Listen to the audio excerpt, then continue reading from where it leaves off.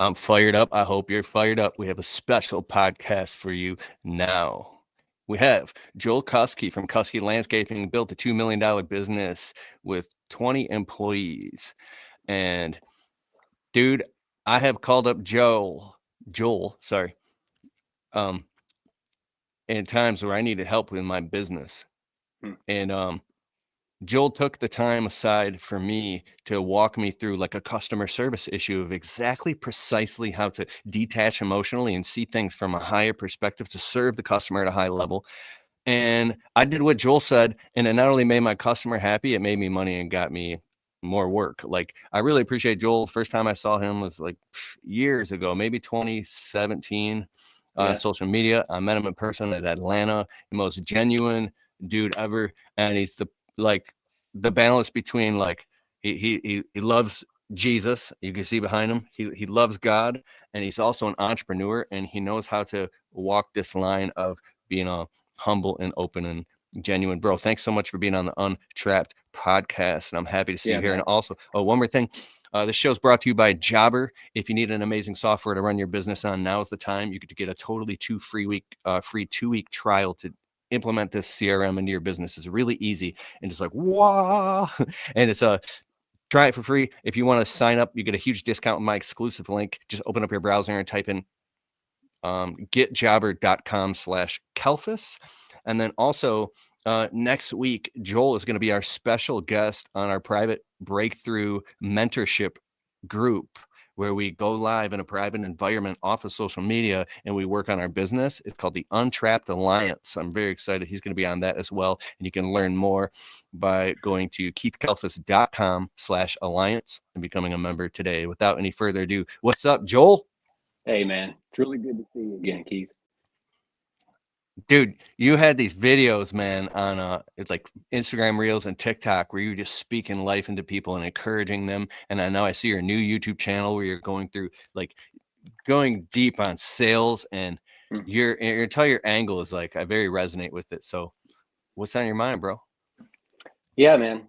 Um, when I did that on Instagram and TikTok and Snapchat and YouTube last year, it was a seasonal thing, man, because it was on my heart. I genuinely felt like I think people need to just hear you're doing a good job. Period. No angle, no funnel, no landing page. Just hey, bro. If it's got to be across the internet, just want you to know, man, you're worth every struggle you're going through right now. I love you. Great job. So it turns out that I've actually gone back and watched some of my own videos, man, because sometimes I needed the encouragement. So I think uh, that was an impactful season, and it really comes down to like we're all just people at the core of business, at the core of all of it, we're just people, man. That's amazing. Hey, everybody, a couple times Joel's mic sounded like it went out, like it was cutting in and out. Are you getting that too, or is that just on my end? Let me know, everybody know in the comments. And your son, I heard everything singing a couple times. Your mic cut out, and I wasn't sure if it was me or you. Hmm. So you say people need to hear, bro. You're doing a good job, man. You're putting forth effort. You're like, what? What is the emotion that comes up that made that become come to the present to the surface for you to say, I want to speak that and inspire people. Well, in my business, I've wanted to beat my face against a wall enough times that it's pretty.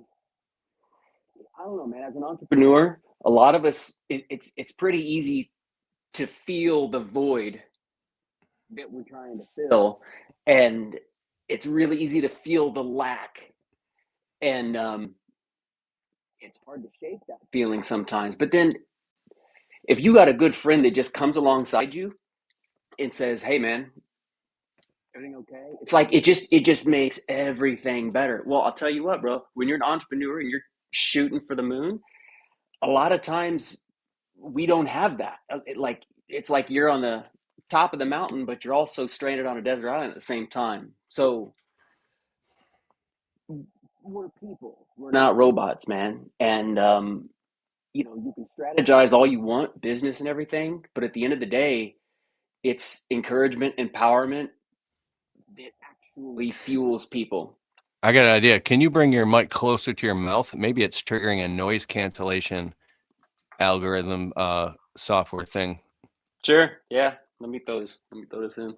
It'll sound like you're underwater for like intermittent 0.5 seconds. Yeah. Yeah. Dude, I know what it feels like. There's times in my business where I was flying and everything was, I don't know, crushing it. And I felt the most isolated and alone and even depressed, bro. Yeah. Yep.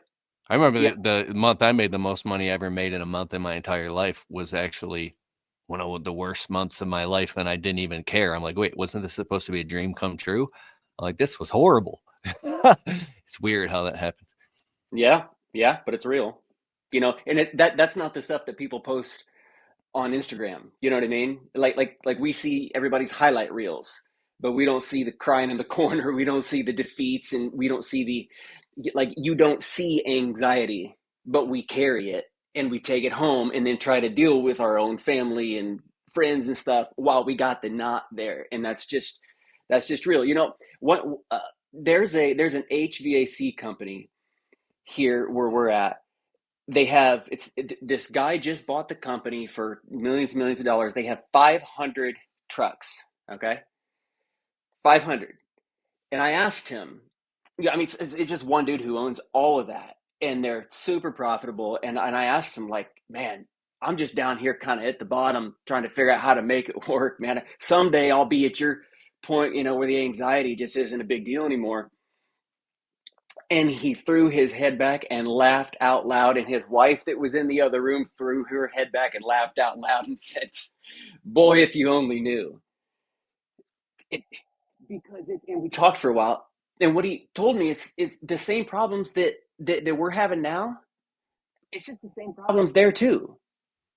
Yeah, stakes can get bigger because dollars get bigger, but the problems don't go away. They might change form, but they're never just absent. I think that's a lie that makes all of us chase success a little bit more. You see, because it's like, if only I get there, then this will go away. Well, then your whole life's just kind of a reaction to the crap you're going through, man. That's no way to live. Mm.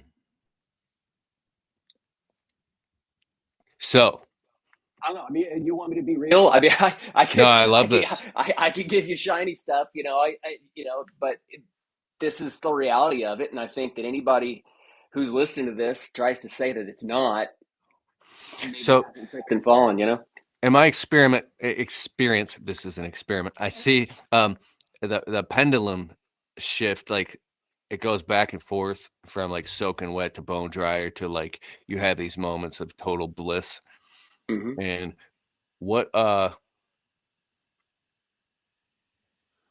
what's the most fulfilling part of your business and everything in your business from like I'm sure you when you got started, you struggled all the way to get to where you're at and you've been through highs and lows, and what's times where you've like really messed up or things were messing up and how did you handle them? Yeah.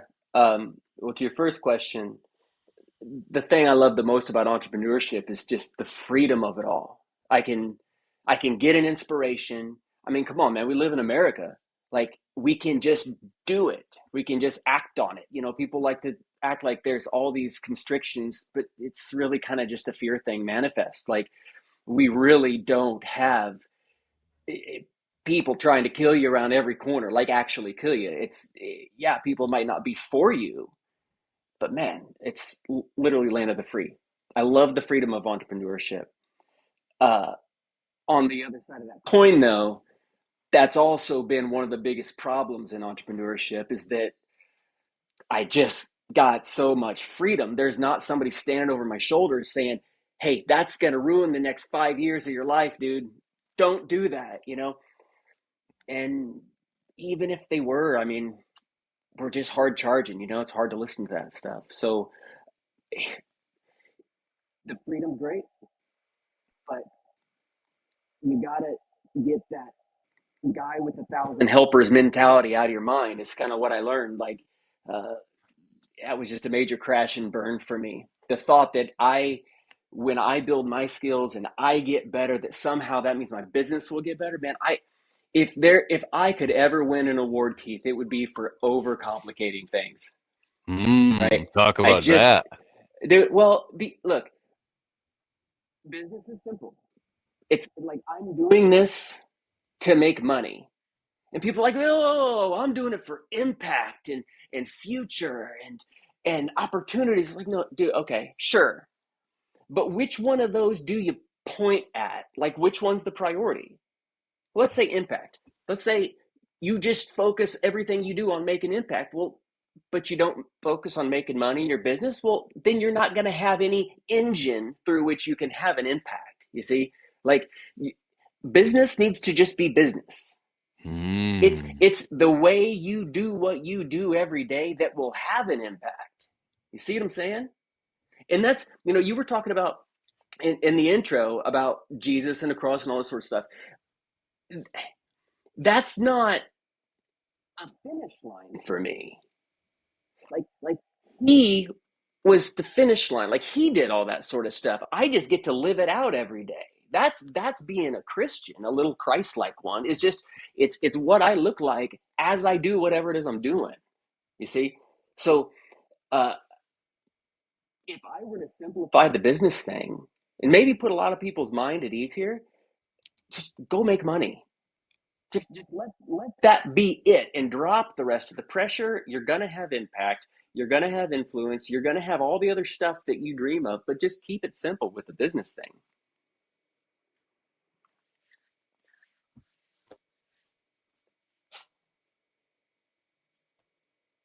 Bro, I just feel like when you just said that, I don't know about anybody else here, and I know this podcast is for all you guys, but for me, I felt like you just cut like a bunch of weights that were on me and they just dropped. Good, man. Good. Wow, that was Can I, crazy. can I say something? Can I say something else along those lines? Yeah, pour I gas on it, bro. Let's go. well, I really I had an ego problem because to think that my impact, influence, satisfaction, and all that was gonna flow from just me in every moment by moment choice I made, it's really just an ego problem. Like now I'm trying to control everything around me. Why? Because I honestly, man, I was scared of messing up. I got good at sales because I was afraid of people saying no to me. I wasn't some just like natural guy. Like I wrote a sales book. I didn't get that information, that technical knowledge, whatever you want to call it, from just practicing and studying all that sort of stuff. No, dude, I was completely freaking scared of the confrontation, the knot in my stomach I would get whenever a customer was like, "You, no, I'm not giving you $28,000 for that." So I just got really good at making sure that I prevented all of that, and I just stumbled upon a really beautiful way of selling, putting the customer first and being completely ethical. You know, so but understand that was my fear that I didn't ever need to have in the first place. And so many entrepreneurs are driven by that fear. I mean, how many of you right now? I'd love to know how many people in the chat right now in the last week it's come out of their mouth. I just got to provide for my family, man. I got to make sure there's food on the table and all of that. Mm. Everybody says that sort of thing, but how? You know, I mean, that's noble. But it's like you're driving a car and looking in the rearview mirror, just like you know what I mean, like you're missing the direction you're going. Well, what if we focused on the direction and let the money just be made? Right? We can't be driven by fear, man. And many entrepreneurs, including myself, every time I do a coaching call with somebody, man, it's all you hear is just fear coming out. Mm. And I get it. Like every mistake you're ever gonna make in your life lies in the future. And people are terrified of that. I get it. But every success you're going to have is in the same place. So, you know, pick, pick one to look at, not the other, you know? Easier said than done. But Can you do me a favor? yeah, take your phone out, put it on airplane mode, turn on the recorder app, and then record you talking and send me the recording after, because your voice is going out every 8 to 9 seconds intermittently for like a whole second. And it sounds like you're underwater. It's like, hey, what's up? I'm talking like this, and I'm really talking about this, and you can hear what you're saying, but there's a technology issue going on. So if you send me the recording when it comes out on the actual Untrapped podcast on Apple and Spotify, then I'll just have my producer put this piece of it'll be great, dog, and then we'll continue talking. Sure. Yeah.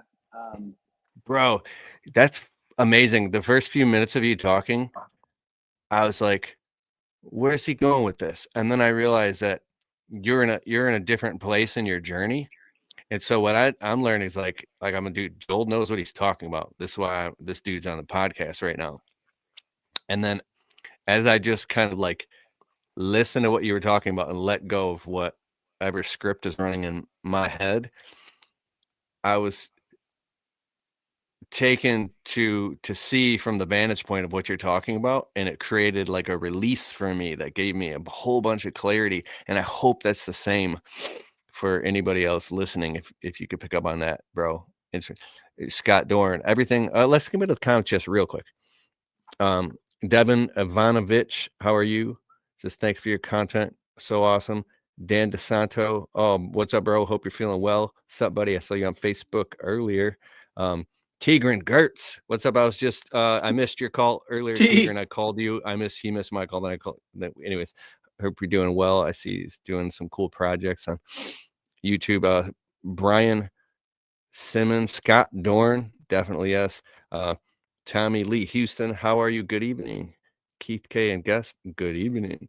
Michael Douglas the second, he says he's laughing. Scott Dorn says everything right now wants to fall apart. Truck and equipment problems, etc. Oh yeah, the spring when stuff's falling apart and breaking down. It's like, so yeah. What comes to mind, man? I could ask you a million questions. I've got pre-scripted questions, but I want to flow. I just, I don't want to get too heavy on telling people how to ever do stuff. I think there's a lot more in people than what they realize, and I think a lot of people here don't need to hear anybody else tell them how to do something. They just need to kind of maybe have a little life breathed into them. Let whatever's in there come on out. And I know that can sound kind of touchy feely, Yahoo, but man, if you don't believe that something good is in there, you're gonna just be following somebody who you think is better than you for a long, long time. Like eventually, and there's no problem with learning from people, but I mean, when do you stand on your own 2 feet? When do you decide that that's what you're gonna do? Tigran decided, and we all follow him. But see, he just stood up one day and said, "I'm going here," and I admire that about him. He put his stake in the sand. He didn't look back, man. So I think a lot more people need to do that than to find another strategy or tactic. Ooh, I was spinning my wheels bad a few years ago, and I hired a consultant, and I kept giving all the reasons why it wasn't working. Hmm. And he was able to identify something huge to me. I basically just kept going and buying more tools and getting more information and more coaching, consulting, and more. Like, I guess I was afraid of failing and just going all in.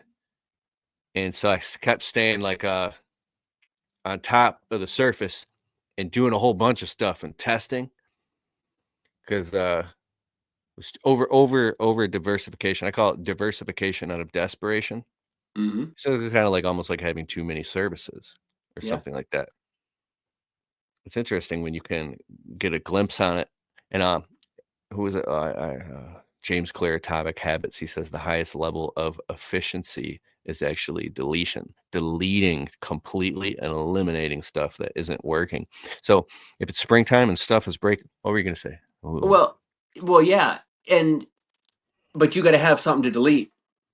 The only reason you have something to delete is because you tried something and it didn't quite work right. So if you're afraid of failure, you're never going to have anything to delete. Mm. You see what I'm saying? So you like have some belief in that inspiration, and you get out and go do it, go try it. And I mean, gosh, I would have been so much further along had I just gotten out, tripped, failed at something, and then got over it and got back to business. There's I do you know Phil Soros? Yeah, yeah. Yeah, yeah. I was talking with him on the phone one time, and he was actually coaching. He was coaching me for a season, and he told me, he's asking all these questions about the business, and we were at like I don't know, 1.5 million a year at that point, and he said, "What's your most profitable thing that you do?" I thought, I don't know. I hadn't really thought too much about that, but I mean, it's 1.5 million, man. And dude, we just did this amazing job, and this we got this pool thing going in soon. It's so cool. He's like, yeah, yeah, yeah, but which jobs make you the most money? And I couldn't answer him. It's like, honestly, I don't think I was in it for that. I was always what's next, what's bigger, what's better, what's bigger than that, and then what's bigger than that. And oh, this will look really cool. I can't wait to tell somebody about this. And when they see this, I'm going to get all these new customers. But I didn't have any more profitable of a business. So Mm. what Phil taught me in that was maybe you ought to find that out. And some of y'all are probably thinking, well, like, dude, what was this guy thinking? Well, that's just where I was. And it wasn't until years later when I actually got my numbers figured out. See, I got to 2 million a year before I ever started figuring numbers out. God only knows how we made it that far. But it, I'm telling you, man, I waited way too late to start doing some of those things. And it was just a lot harder, to kind of change the tire while the car was moving and get some of those things figured out after the fact. But Phil really Mm. helped me in that, and helped me zero in on what was actually important. And I had to get over my own ego and stop doing some stuff that we just weren't good at. Tell Mm. you what, man, business got a lot easier when I got over myself. That's for sure. I love it. I think I had Phil on the podcast before. I remember I was in my truck on my laptop with Wi-Fi hotspot, and he was walking he was through something with sales, and he was cutting through all the fat and getting right down to the point. It was very, very crystal clear Hmm. the way he saw it and how he had systematized his business and figured out what worked and what didn't. For sure. I had around that same time, I was in an attempt to get my numbers figured out. I called in a financial advisor, and specializing in small business, local guy. His name was Randy Lane, and he sat down at the desk in front of me, and he got his notepad out, and he's got his pen there ready to write. I started telling him all my problems. Man, I don't know where my money's at. I know we made it. I see this on this form and that on that report, and he's listening with his pen. And I kept going Mm. and going. He wasn't writing nothing, and finally he just kind of set his pen down and slid the notebook aside, and I said, "What, man? Like, what's the deal? I'm over here about to get emotional, and you're not even taking notes." And he said, "Well, you actually don't have a money problem, Joel." So, what do you mean I don't have a money problem? Look, don't you see what I'm telling you? He said, "Yeah, you don't have a money problem, man. You have a CEO problem." He said, "You see, your company needs a CEO, but all it's got is you." And that stung a little bit. I realized that just being the operator, not actually growing a business, having a $2 million top line, but not actually having a business got my attention, man. So I went on this quest at that point to actually build a business, and I went all in on that part and got some great systems, some great automations, and it's allowed me to go to ministry school these last several years out of state while my business continues to operate, with its ups and downs, of course. But that was some really healthy advice I got, man. It was a gut check, but all of that helped me get over myself. It's funny. You say this, and it makes perfect sense. And I can almost hear some of the people listening that might say, yeah, but what if you're not even making enough money yet to even pay people the proper amount? Because if they wouldn't hire, they don't even make enough money to hire a CEO or to let alone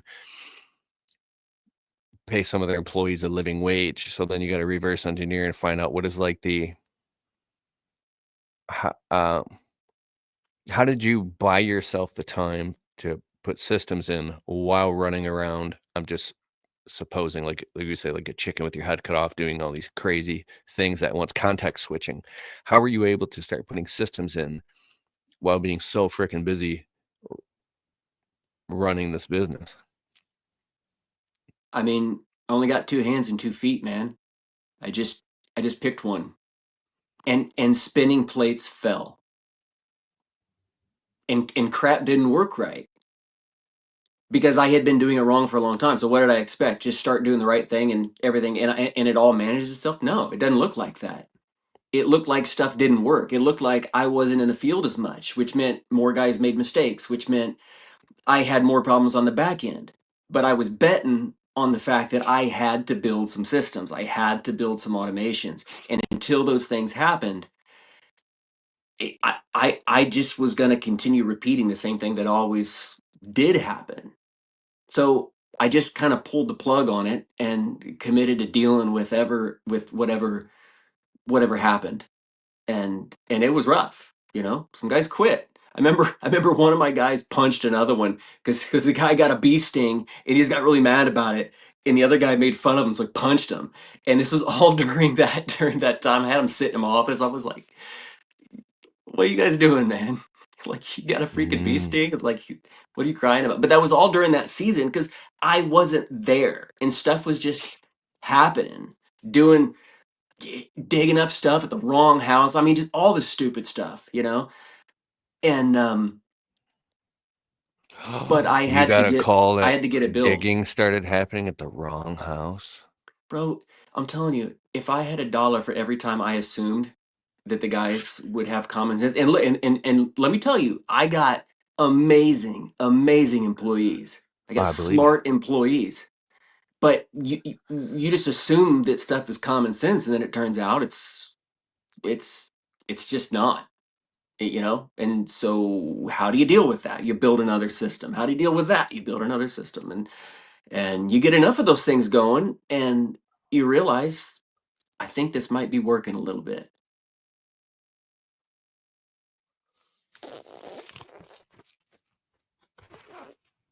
You know, like something I tell my kids, you know, they're like, "Dad, it's going to be really hard." Like, yeah, so is being broke. Yeah, Like, pick your suck, you know? Which, like, do you want the bad from not having the good results, or do you want the bad from it being uncomfortable, you know?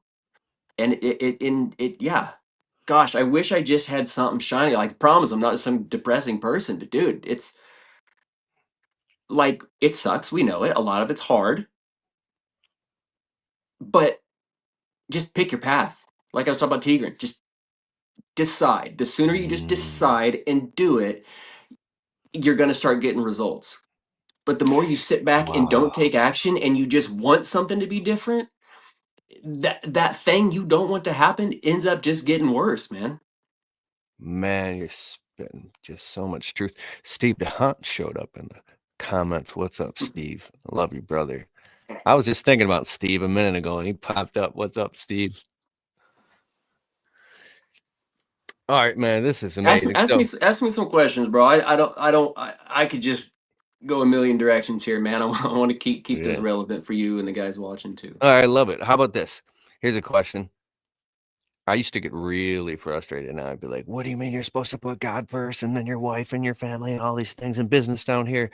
I freaked out until I came home and my wife was talking about throwing around the D word. And I was like, and then I basically learned there isn't any other way.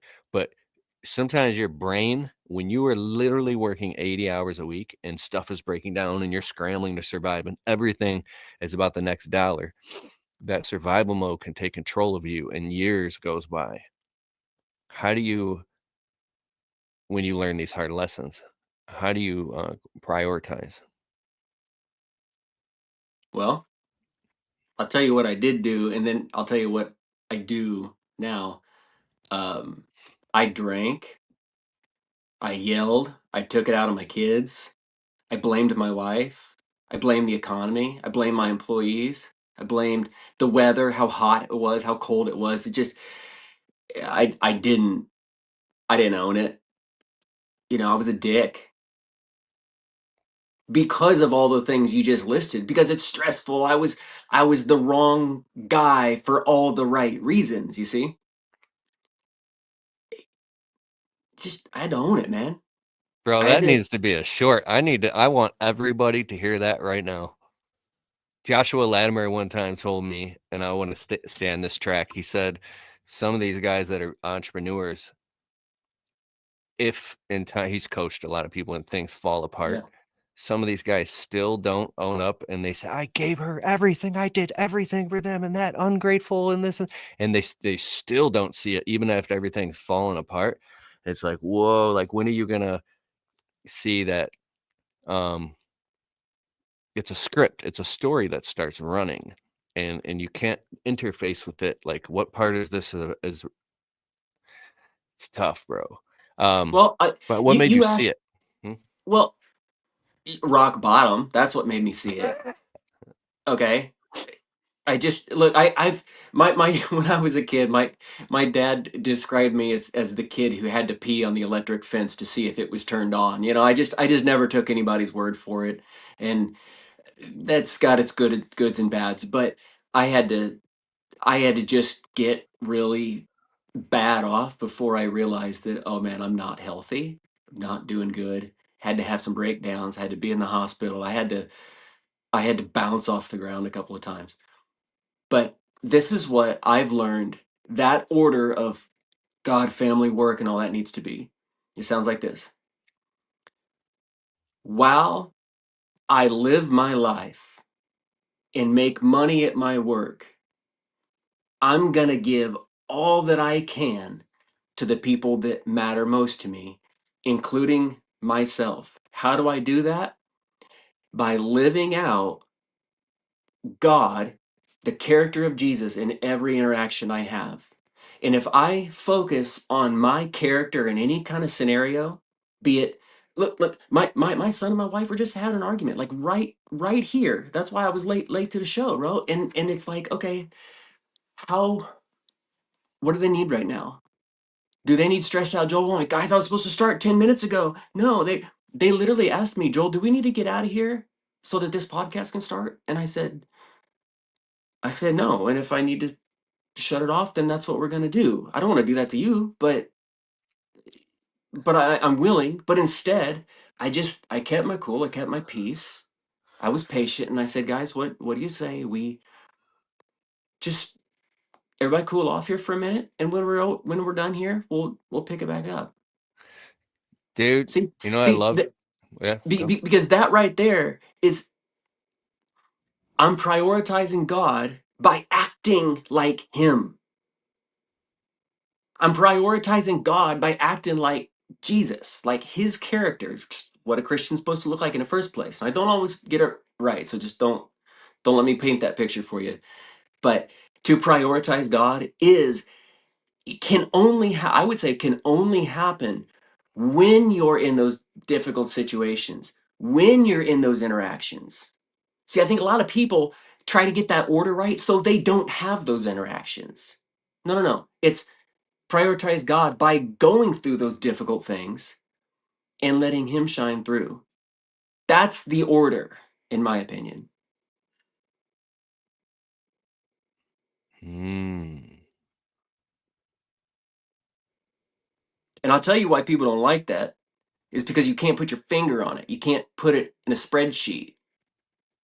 It means you got to check yourself and see, am I a patient man when I just worked 80 hours and my wife is yelling at me? And you got to own the answer to that thing. That's how I figured that out, Keith. But instead, I wouldn't own it. I would just put another mask on, drink it away, whatever. So just own it, man. Everybody loves to listen to these motivational The videos on highlight reels, YouTube bro. about owning it, about owning it Yes. all. Just take it, grab life, and maybe own the fact that you were just a douche to somebody that is actually your biggest supporter. You know? Dang. Yeah, some people get this thing where they feel like people are out to get them, even their spouse. They feel like nobody supports them. But if you look, well, I mean, I'm freaking, and I just turned 42 last week, Wow. and the revelations I got when I turned 40, like something shifted into a different gear. It Mm. felt like the Matrix, the scripts and the stories that were running Keith Kelfis, who was trying to do all these things so I can be somebody, so I can be significant. So therefore, I'm not unworthy or whatever. I don't know what it is. All that stopped, and I just kind of like woke up, Yeah. and I was like, whoa. And I became, I don't know if I would call it depressed, but it's very odd to interface with reality with, I guess, like I was like the light shined in through the ego more. And I started looking, I was like, wait a second. My wife is my biggest supporter. She's literally got my back, even if it hurts, even if she has to say something that feels cutting to get to me, to save me from myself, from doing, I don't know, stupid stuff on social media. I go on the wrong Mhm. path or something and she'll catch me, right? Because I can be a practical jokester on social media, and I want to Mm. go all the way. Just like at the beginning of this podcast, I put on a gold chain just for a goof, but so, and she has a lot of discernment and stuff like that, and so she's actually on my side. It's like it's this amazing thing how people become addicted to their struggle. So, um, you got like all this going on, and then you have to be mature enough and have the patience to talk to customers and to employees and to your family, and you have to be the leader. You have to be the example the whole time. What have you learned from that? Well, that I don't have to be. I don't have to. I don't have to be all those things. What?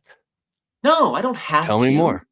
Well, because remember that, like, start of the conversation, we're talking about being free. I don't have to. I can do whatever I want to do. I don't have to.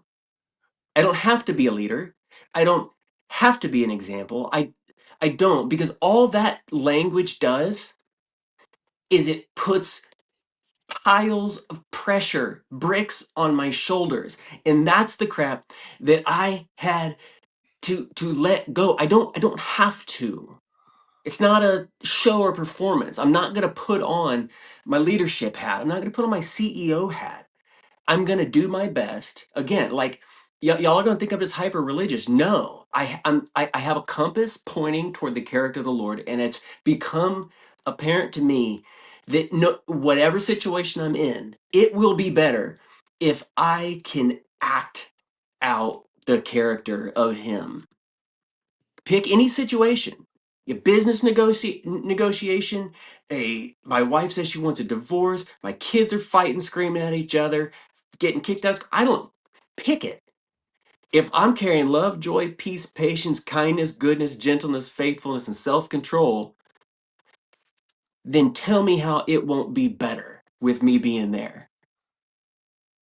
Right? So I don't have to be a thing.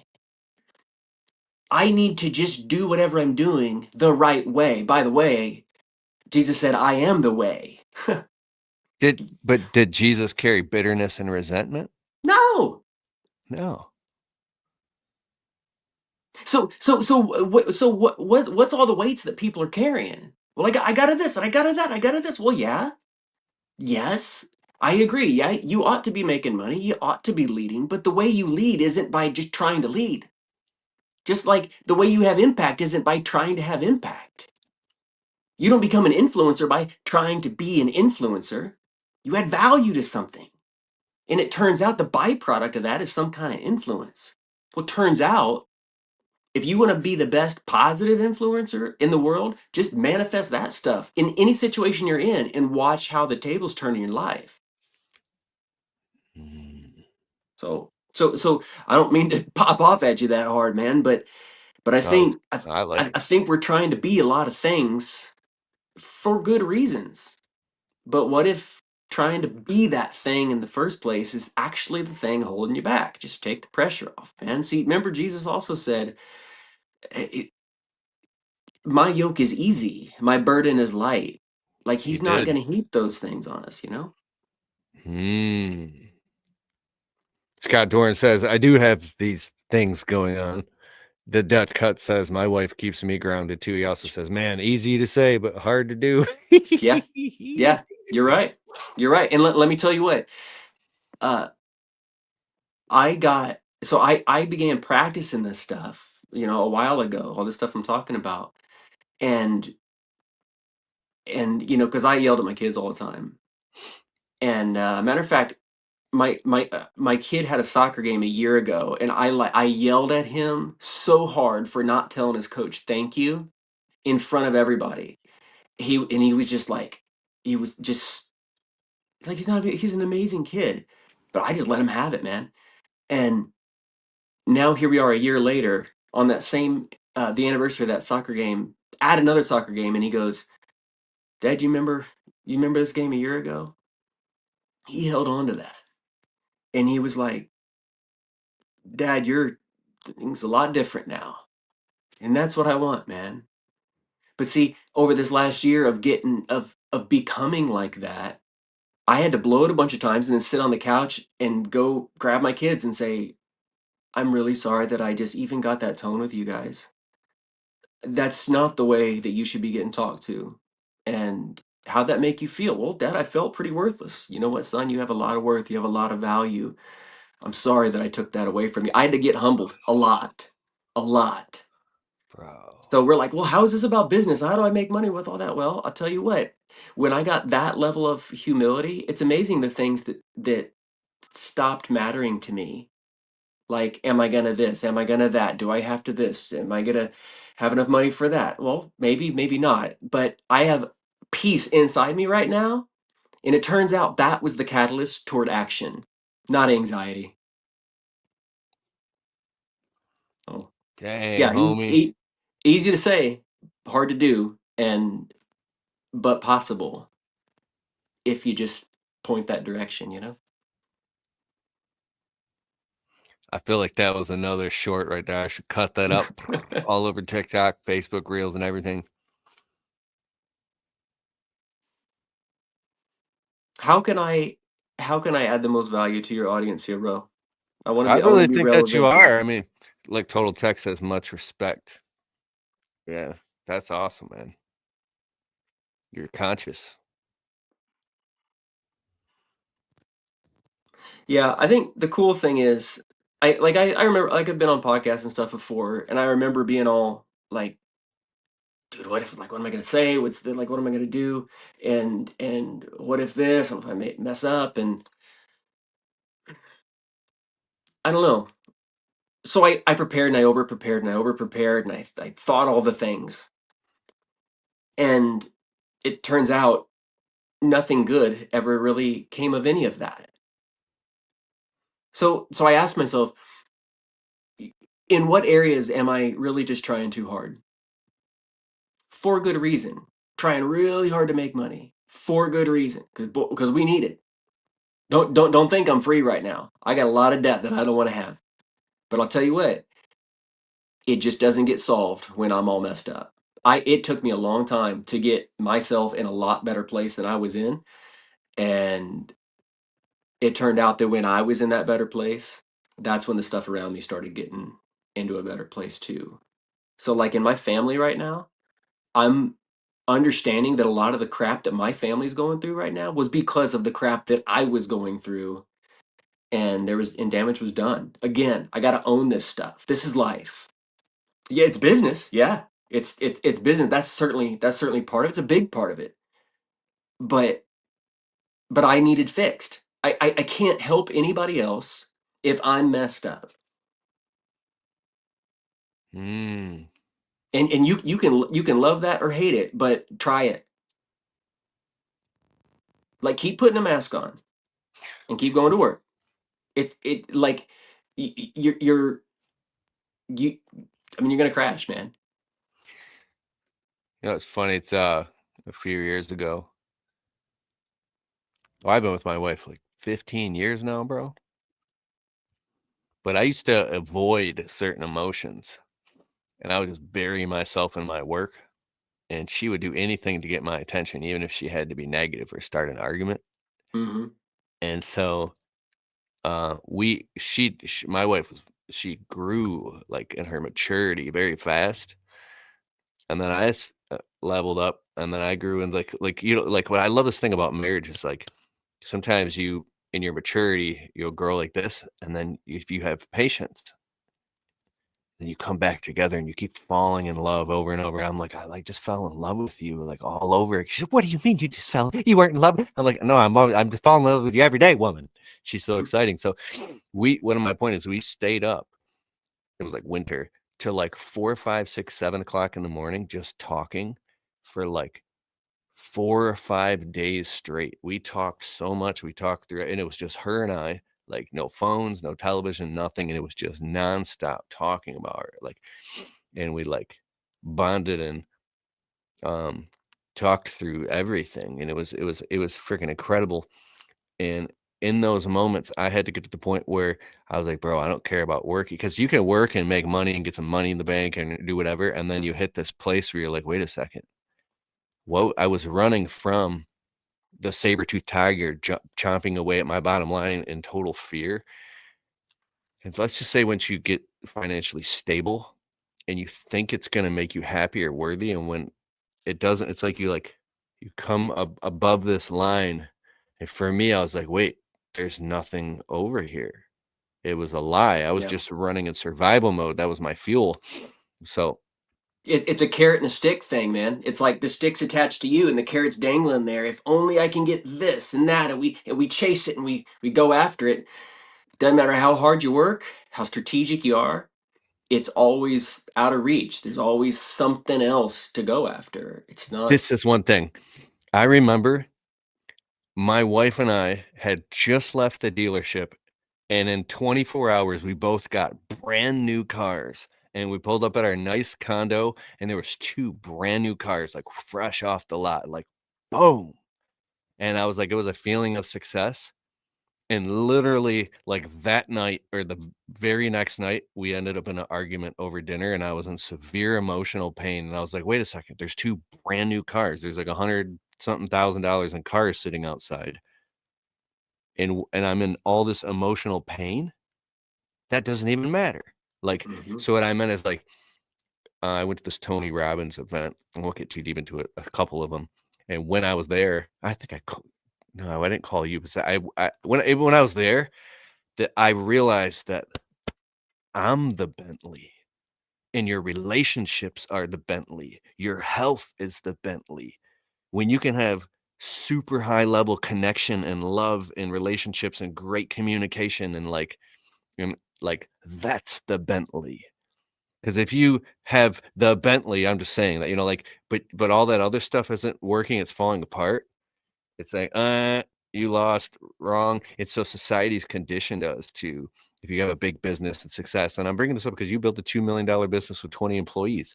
It's like, I love it how you've thrown yourself on the chopping block, and there's so little things that you've said that there's certain people listening and they're like, whoa, that's me right now. So thanks for like showing the minefield. Yeah. Well, hopefully I can put flags up next to the mine so you don't step on them too. I think that would be, um, you know, helpful to people.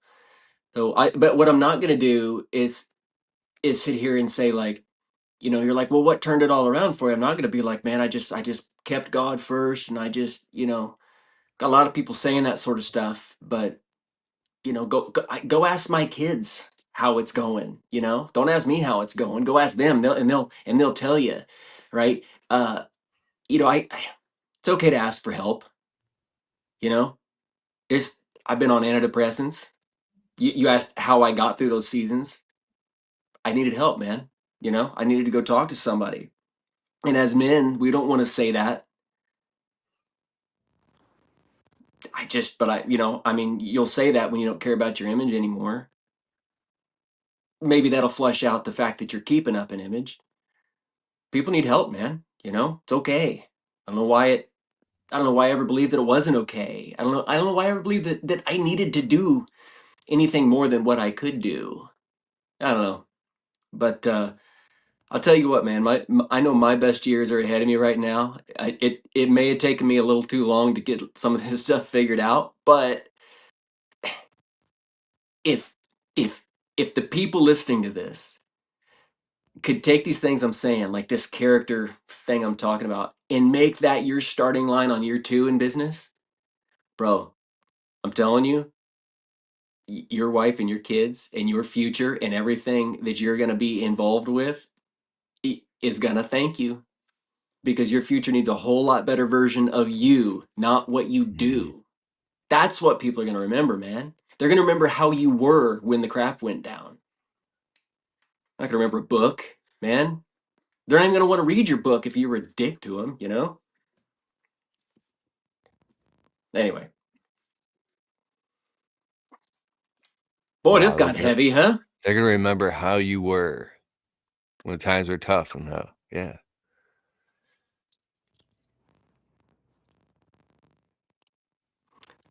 Well, Can I you say that remember again? I didn't catch I it. was just thinking about what you said, when times were I remember, when I first started my landscape business, I got sued by an insurance company because I got in a car accident, and I was so broke, I didn't have any car insurance, and it was, like, a couple years before I had even met my wife, and I was getting all these bills in the mail for 20 grand and stuff. I was like, "I can't afford to pay that." So they took my driver's license, and I was terrified, bro. I won't tell the whole story here, but anyways, I had to have a truck. My first truck was in my wife's name, and my car insurance was in her name, and I'm so deep in debt with debt collectors calling me, working 100 hours a week with bags under my eyes, just paying off debt collectors and paying off and paying off all that and settling that. And it took 6 years, bro, of running in fear. And I'm just now thinking, who was I in those times? I was just this shaky, paranoid, running with my hair on fire, knowing that if I just work constantly and I keep finding a way to get money to pay off these debts, everything will be okay. Yeah. Yeah. She Well, stuck bro, by my side. you Anyways. you were doing the best you could with what you had. Yeah, And bro. aren't we all, you know? So I think just kind of understanding that that's where we're all at. Like it's like you're not a unicorn, you know. You're like I don't want to say you're nothing special, but like it's not a special case, is what I mean, right? So we're all doing the best that we can do.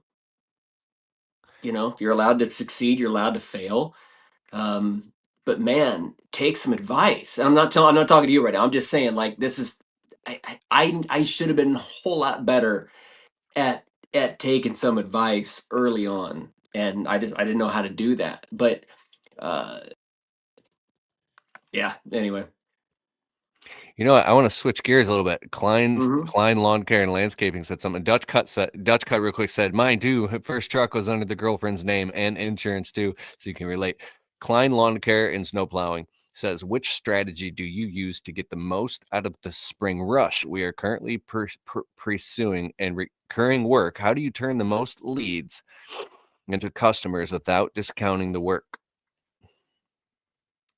Um, I'm assuming that you're uh, Klein. I'm assuming that you're the owner operator, um, and that you're also doing the sales. Let me know in the chat if that's true.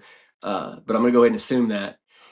I think that the way to make the most out of the spring rush is to take it one customer at a time. It's only a rush to you. It's not a rush to them.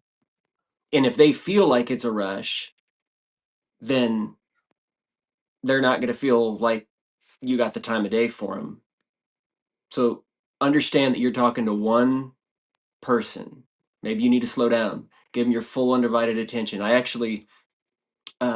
got an ebook called the Sales Questions Playbook. It's just navigating a sales conversation. Maybe it be helpful for you, but You dig deep, you find out what customers really need. It's never just mowing. Let's say spring rush. Somebody's like, yeah, what's it going to cost to cut the lawn? If real quick, I'd love to give you a quote. I got to ask, what made you call me? I mean, there's 1,000 other people, and they're going to answer. Okay, Real quick, so I switched gears on Joel. If you get into the business stuff with Joel, he's a freaking scientist wizard with the business stuff. But we started off on a totally different foot, which is great. And so now we're in this portion, which it's just happening all of a sudden. But see how his whole energy shifted? dude, I guess, yeah, hey, am I about to go too deep here? Because I just, No, it's dude, you drop the right people will get that message, bro. It was all meant to be. That's what happens here. All right, now back to what you were saying. Back to the show. what one customer at a time. I think it's very important to ask quality questions in order to flush out what's really important to your customers. Because again, this whole conversation has been about people. Well, your customers are people too. It's not just about cutting grass. It's okay. Why do you need your grass cut? Well, because I lost my job and I'm working too. I got to go. Who knows, man? But if you can touch that, then you can actually tailor a plan around that. Well, sir, I tell you what, man, if you just lost your job, look, I don't want to sell you anything that you don't need.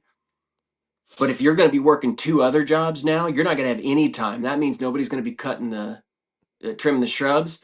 Nobody's going to be fertilizing. Nobody's going to be dealing with the irrigation system. How much of that do you want me to take care of? And I'll do the best I can on the pricing.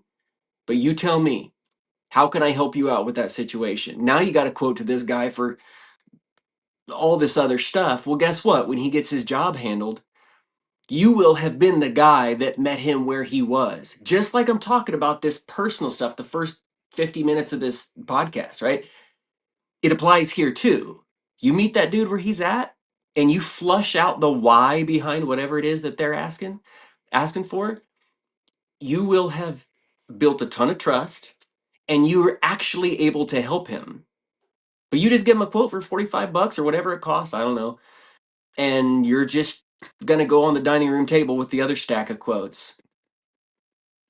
So that's how you make the most of it, is you do every single customer the best you possibly can for them, and you make a win-win for them and you. It's not about a value statement, man. You just do a really great job with everybody that you come in contact with. And you'll find people that you can't work for, don't want to work for, they don't want you to work for them in that process. But here's the cool thing.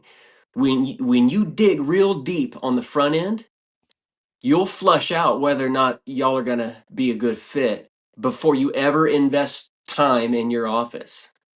See? So I think that's how you make the most of it.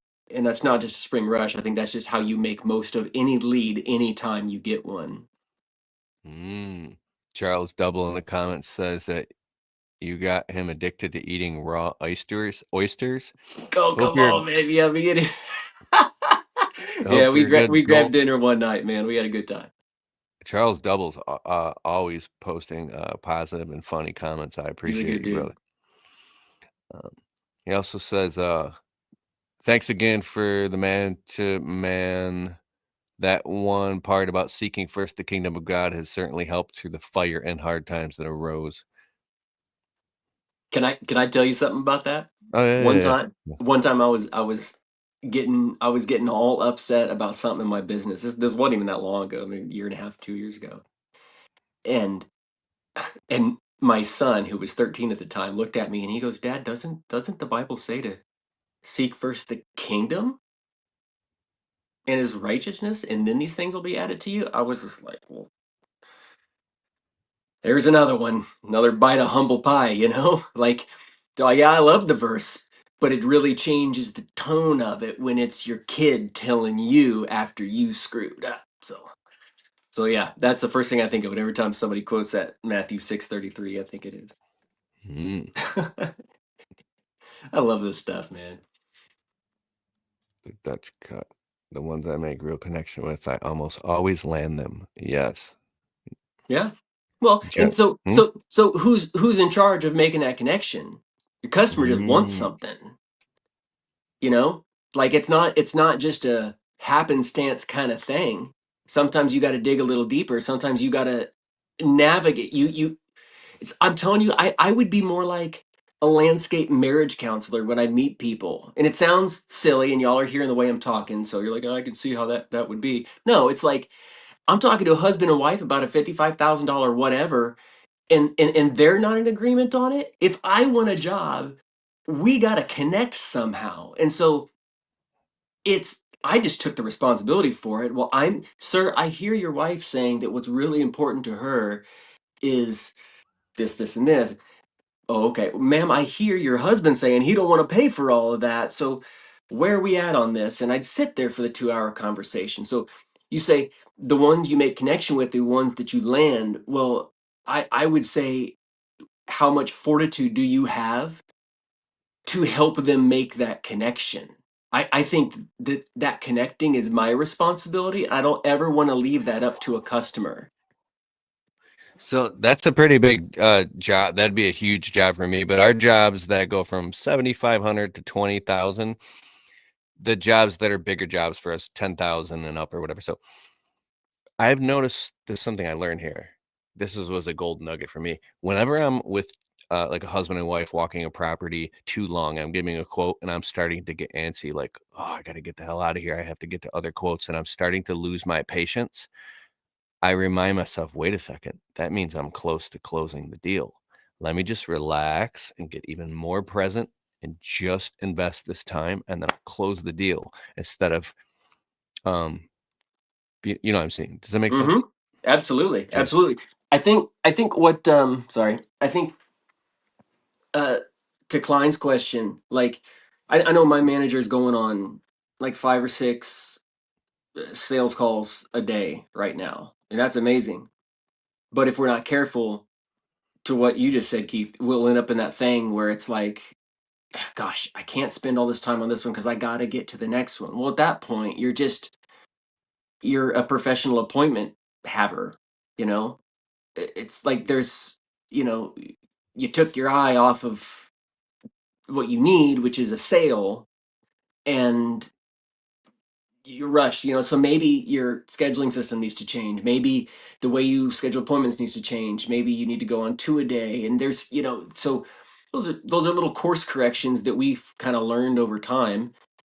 Um, but you're absolutely right to say that being present for the one in front of you is the best way to sell a job. And why is it the best way to sell a job? Because it's the best way to connect with the person, right? mm, Like if you don't like the person at your who makes your coffee at the local Starbucks, you'll either drive across town or go get a $2 cup from McDonald's. Like because the person in between you and the product matters a lot.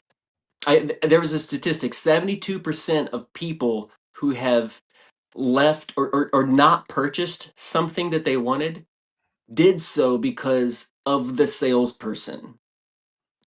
72% who didn't buy something that they really wanted chose to just not have it because of the person who is in between them and the product. it's interesting. I just thought of something. I don't like Skechers shoes. I don't wear them. They're not my style. But I was looking for some comfortable shoes for walking. And anyways, I'm just looking at shoes. There's a whole Skechers store down the street from my house in this big plaza next to another shoe store. I'm like, I'm just gonna walk in there.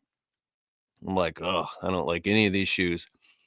Then I walk out, and then I walk back in because I really needed some freaking shoes, man. I'm like, I do not like Skechers. But then as I was walking out, there was this new style that they're pretty sweet. And they were at right by the door. And I looked at them and I went to walk out and I looked at them again and I'm like, never mind. And then when I walked out the door, the lady who worked there, who was like a manager or something, she ran and grabbed me before I walked out that door. And she goes, hey, were you looking at those? And I was like, Well, I don't know. She goes, those are the new style. Did you know they just slip? You can literally just pop your feet into them. You don't have to like bend over and tie them or anything. There's this new like technology or something. I'm like, what are you talking about?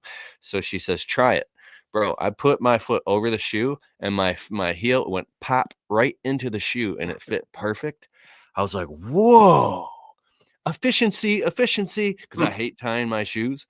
Yeah. I was like, wait a second. I was like, do you got these for women too? And as a matter of fact, we do. Bro, I walked out, I dropped like $190 and I got 2 fresh pairs of shoes because the salesperson stopped me and showed me a benefit that I didn't see at first Yeah. because I'm all about efficiency. I brought them Mhm. home. I told my wife, I'm like, I know like we don't really like wear Skechers shoes, but these are Yeah. dope. And now she freaking loves them and she pops her feet into them. It's Yeah, like, yeah, yeah. and so, I It was thinking about, but I actually thanked that sales lady I said, "I just wanna say thank you so much because I was about to walk out of here frustrated because I really need some shoes," and she's like, "I knew that." And so it's like a salesperson took a moment. Now think about you, that could be a $20,000 job just to boom, to, or it could be Klein knocking on a neighbor's door and say, "Hey, sorry for the intrusion. I just met with your neighbors. I gave them a quote for lawn care, and she really told me like there's a lot of need there. I don't want to sell you something that you don't want, but if I could give you a quote for professional lawn care services, be it shrub trimming, lawn care, turf care, tree care, would that be something that would interest you?" Mm, Well, why are you doing that? Are you doing that to make sales? Or are you doing that because, like the Skechers lady, she paid attention and she saw a need? If yes. people got grass, they have a need. So if we can just get over this sales thing, it's not sales. You opened your eyes and somebody needs something, right? Yeah. Is Klein, are you trying to get out of the field? You say you're trying to get out of the field doing 2 sales? I don't get what he's saying here. Are you sick of doing sales? You want to completely out of the field and have a sales guy, or do you want to get out of the field and just do sales? Because it feels to me that you're about to do one or the other. Because when you free up your time and you don't have to do all the manual labor, and that's all you have to do is market and close jobs, collect money, and like that's not right now, but in my business, I was at a point where I was just doing sales and marketing and making sure they were busy. All I had to do is meet appointments all day and just sell customers work and keep them busy.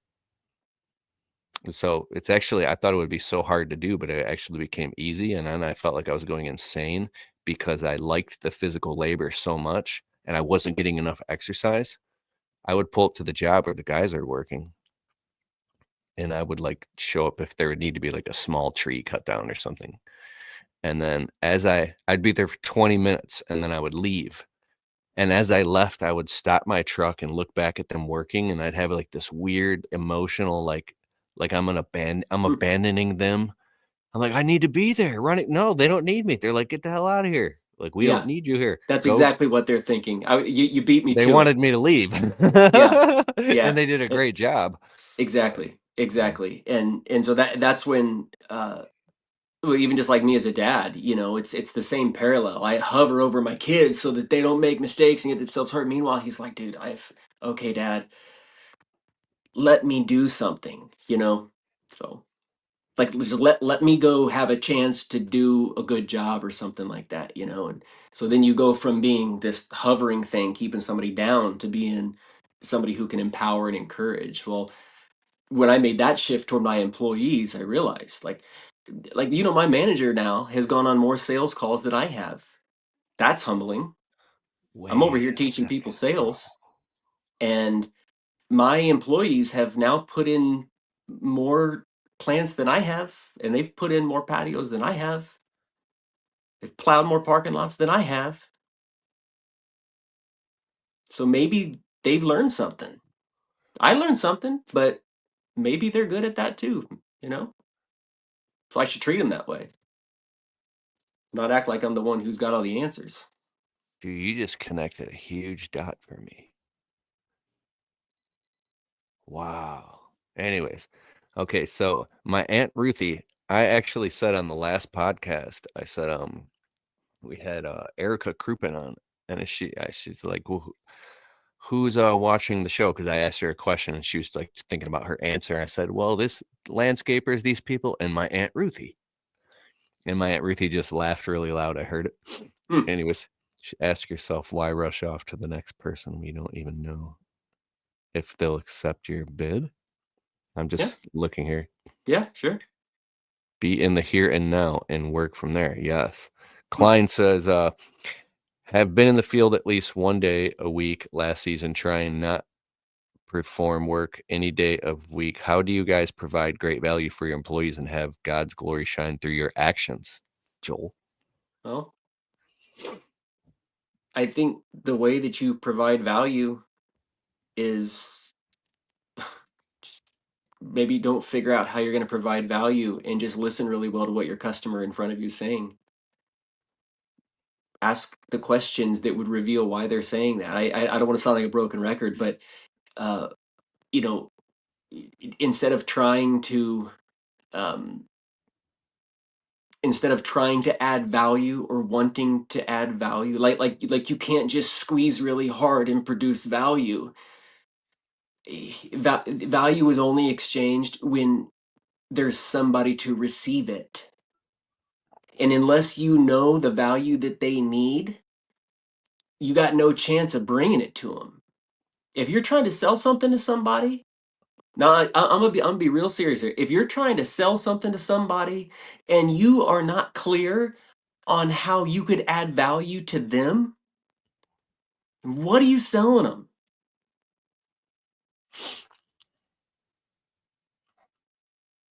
You're just doing stuff. You want repeat customers? Find out how you could actually add value to them. Look, I'll tell you a story. I, I I was selling pools for a pool contractor while I was running my business, and I went on this call, and it seemed like a slam dunk, man. This lady sat me down. Her husband was there. We're sitting there at their kitchen table, and she goes, "Man, I want a pool." My husband's like, "I think this is the year. We're finally ready for a pool. We've looked at the pricing, man. Just let's take a couple look at designs, and we'll go from there."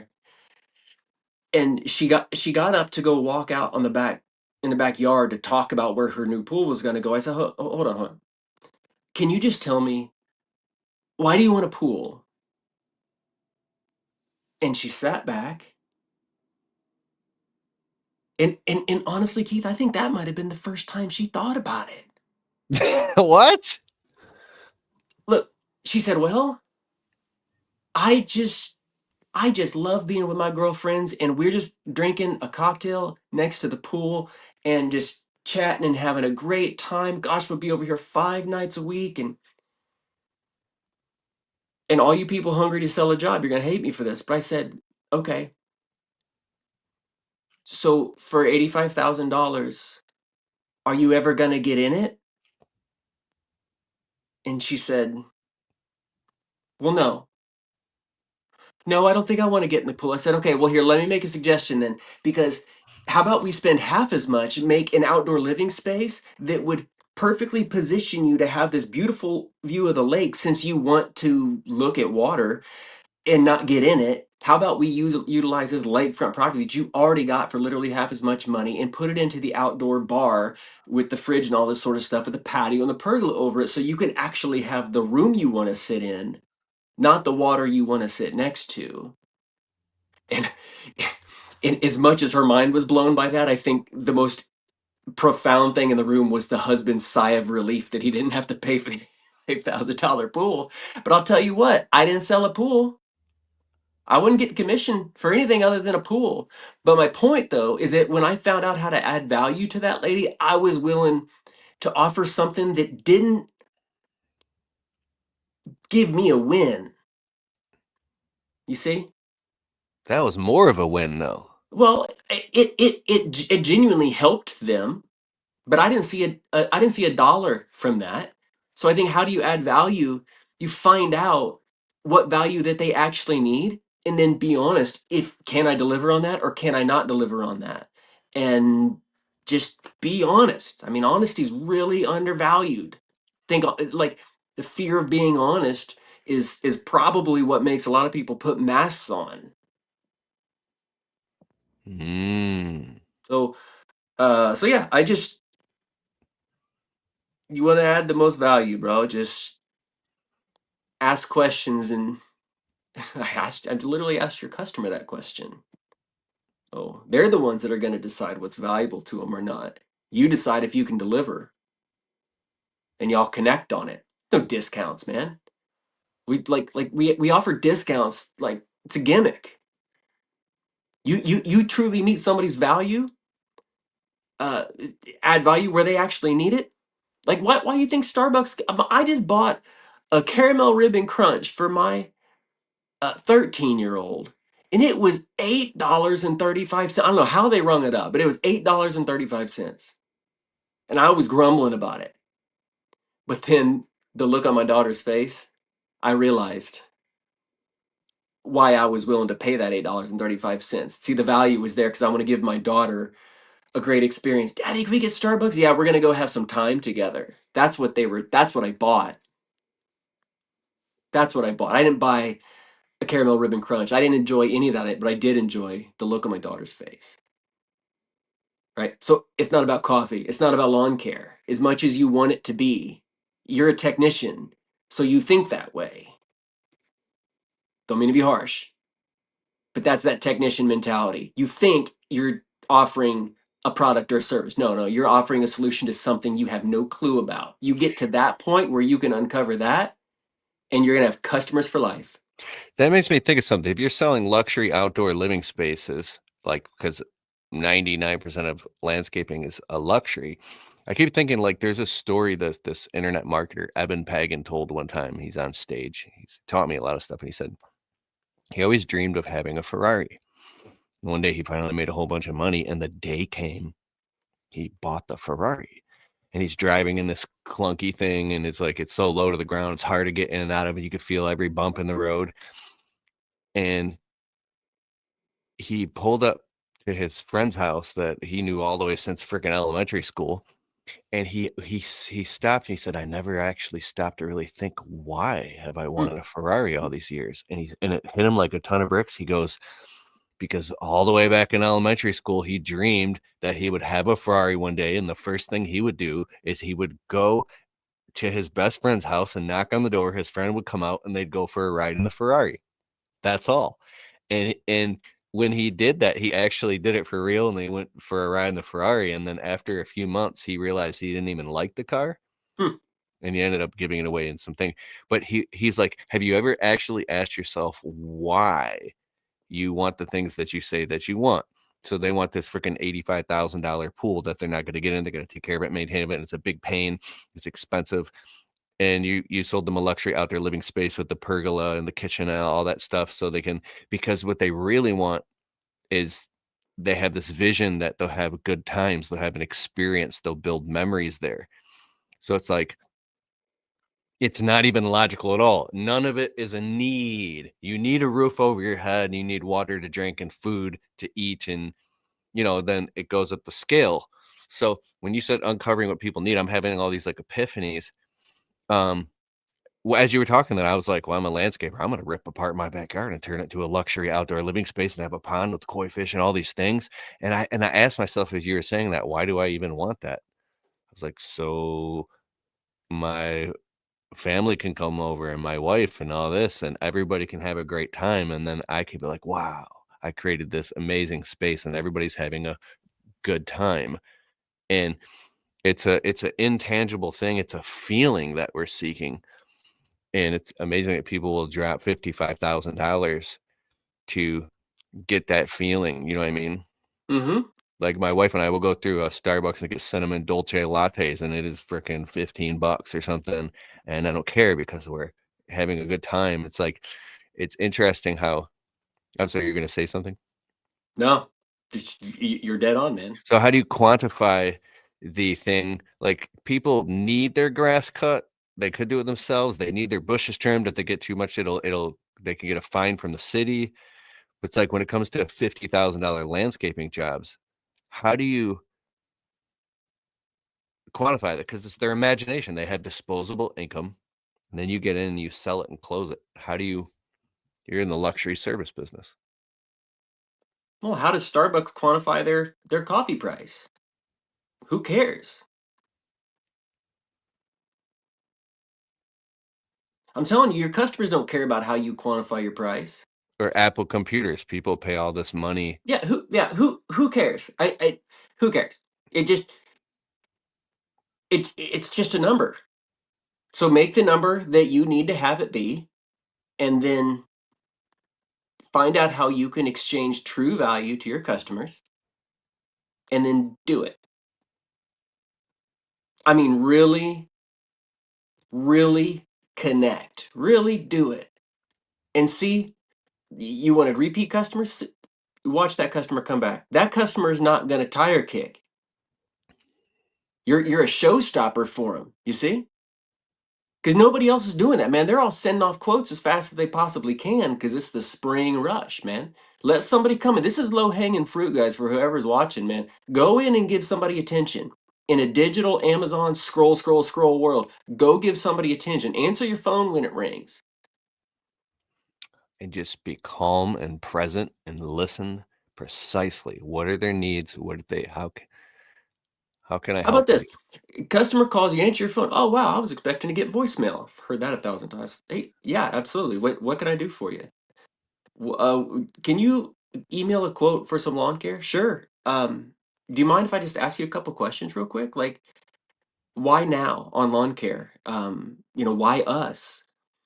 Is there a particular reason now that you're wanting lawn care and not in the past? And you're going to flesh out all the reasons. Well, I had another guy and he kept on running over my downspout. Really? Okay.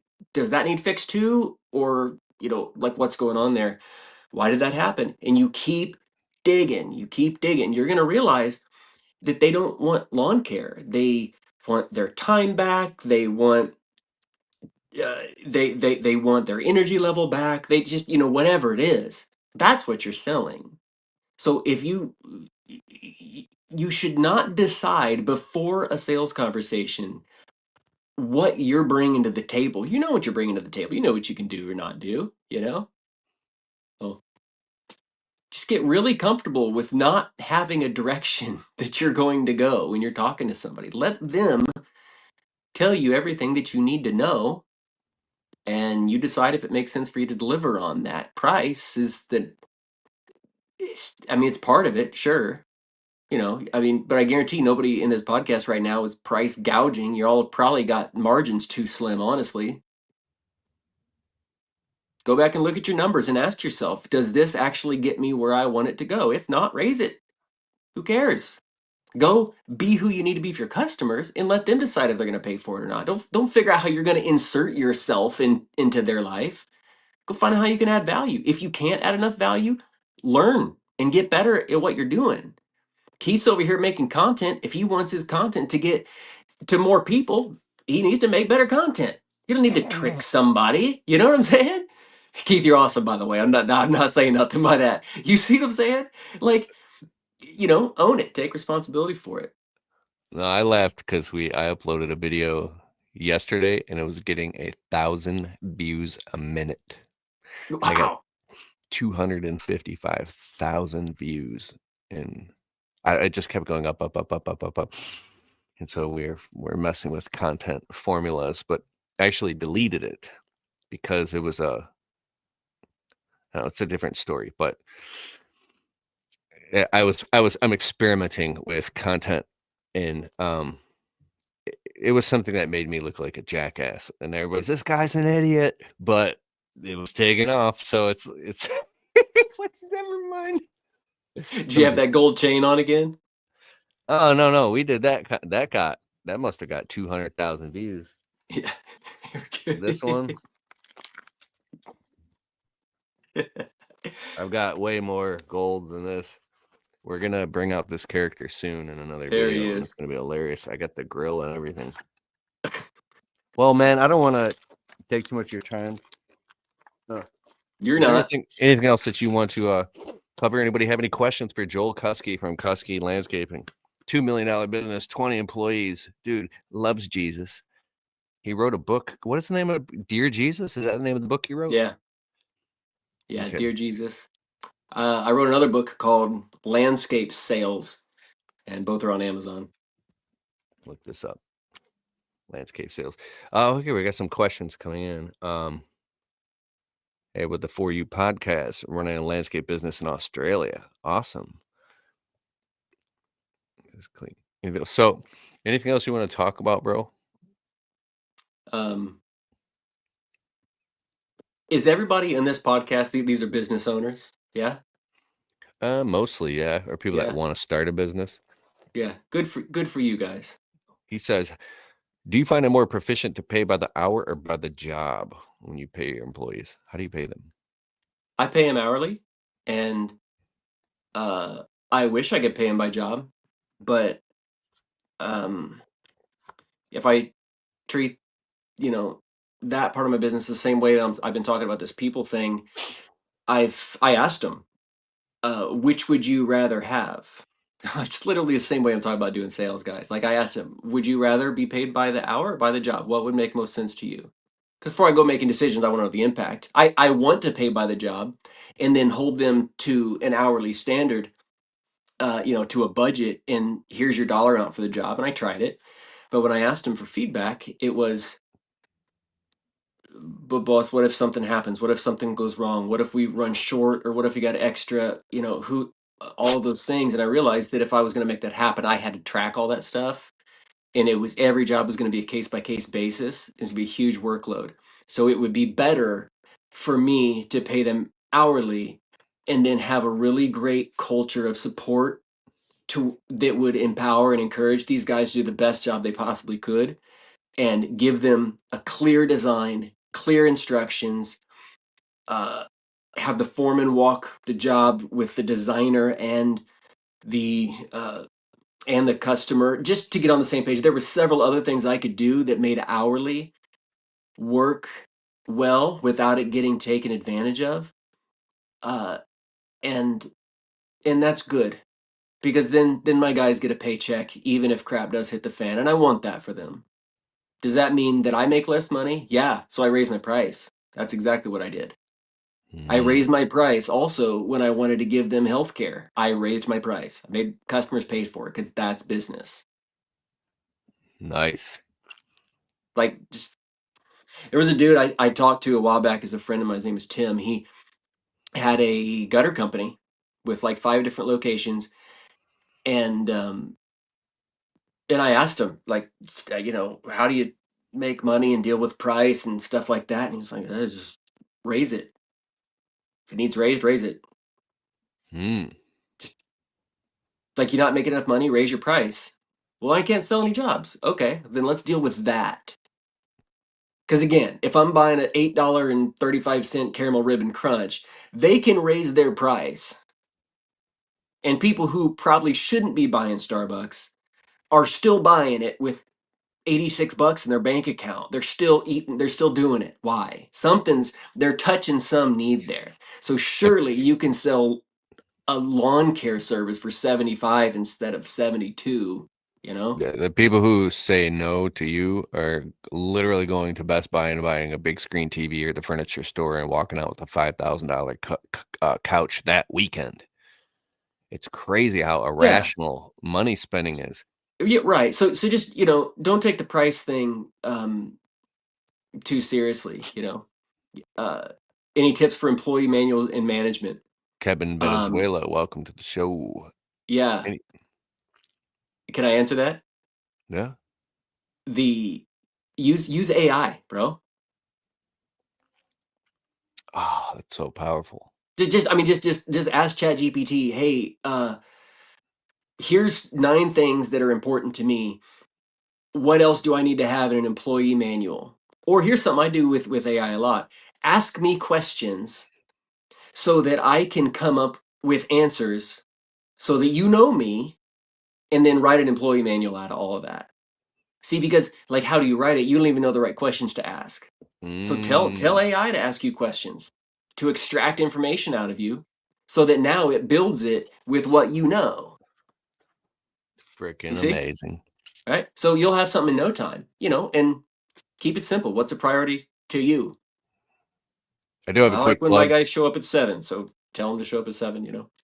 We do have the 16 documents that you must have all employees sign. Well, at least in my business, is what I use. It consists of about 43 pages. These 16 documents, you could print them out or do it digitally, but they're fully editable. They're PDFs and Word docs. You can get them all in a full document pack if you open up your phone and type in keithkelfis.com/16. And then there's an upsell. It's the fully editable employee handbook. Nice. And you can get all of that if you go to that, if you need help with that. He said AI. Charles Double says a lot of landscaping Facebook groups have customizable handbooks. Oh, that's sweet. Okay. Nice. All right, bro. I love it. He said the For You podcast, the two gents are doing amazing work. Help for those looking to build their own. Appreciate it. And thank you, sir. Appreciate you too. All right, bro. We're going to have Joel on the Untrapped Alliance Private Breakthrough Mentorship. We're doing a workshop next. We do this on Wednesday nights, and it is, let me just look at, so if you want to be part of this private group and dive really deep on specifics. Oh, it's going to be this Wednesday night. So it's Monday right now. It's Wednesday night at 8 p.m. Eastern Standard Time. Joel's going to be on for about an hour to 90 minutes going deep on growing your business, sales, and solving problems specifically. I love it, man. And how you can get to that by going to keithkelfis.com/alliance if you want to get in the group chat and learn. What else is on your mind, bro, before we wrap this up? I want to say something to the people that are watching this and that are going to watch it at some time in the future. The guy hosting this podcast, just so I want you to know Keith when he's on the other end of my phone, not just when he's on the other end of this podcast. Keith is probably the most willing to give up what he wanted or willing to give up what he thought it was going to be in order to be corrected. He was probably the most correctable person. Not that I've given him a bunch of correction, I'm not saying that. His humility and his willingness to throw it all away for the next, like for what is more important, even if it will cost him, even if it's more work. There are few people in this world that I've come in contact with that are like that. And he didn't tell me to say this. I just want you guys to know who you're listening to here, okay? Because that's affected me. When you talk to somebody who has that level of humility, that they'll just call and say, "Dude, I get this thing is happening. What do you make of that?" That's rare. That's a humble person, and here he is with all these followers and all these channels, but he asks. That level of humility is amazing. So again, I want you guys to know who you're looking at over here, right? It's a real dude with a real life, but with really healthy qualities about him. So he's a good dude to follow. He's a good dude to let have influence in your life. And Keith, I really appreciate the things that you've taught me, and just we've had a lot of this back and forth stuff, man. So you've absolutely helped me, and you're a great dude, man. Hope you keep doing what you're doing. Likewise, I appreciate the observation, bro. It really means a lot to me, and I'm very honored that you took your time to be on the show. And also, I'm thankful for everybody else here. And it's springtime 2025. This is the time to go after it.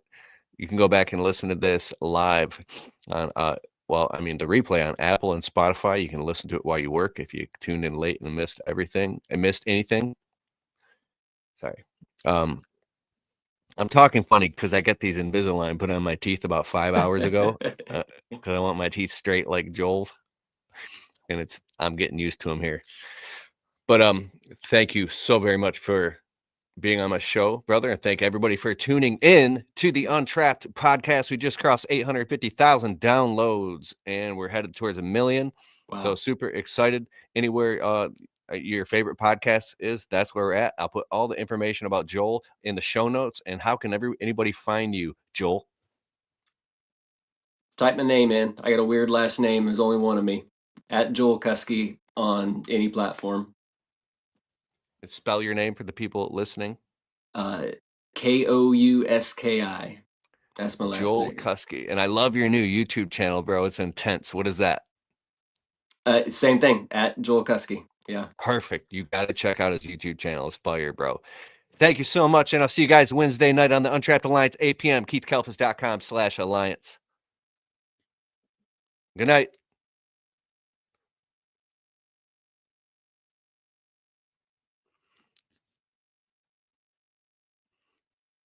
I'm trying to end this.